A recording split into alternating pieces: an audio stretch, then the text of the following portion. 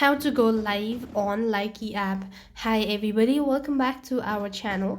I'm back with a new video. Today I'll let you guys know the ways to go live on Likee app.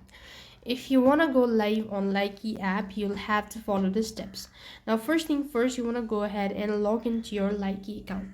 When you're logged into your account, that's going to take you to the home page, which will look something like this. While you're on this page, you could see this is how it's going to look like. So to go live, you want to press the plus button page, and you could see this opens up the camera section.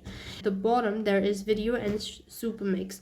But when you actually have an account or that you've reached certain criteria, then you'll be able to find this live option. Now I haven't created my account, neither do I have any followers or any of these criteria that I've listed, so I cannot go live currently. So you need to go through the certain criteria.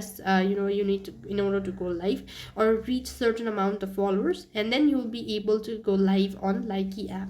So just press on it, give a title, and then click on stream, and you'll be able to go live on Likee app. That's the way you could go live on Likee app. That's all for this video. I hope the video was helpful. Make sure like, share, and subscribe to our channel. Thank you for watching. See you in the next video.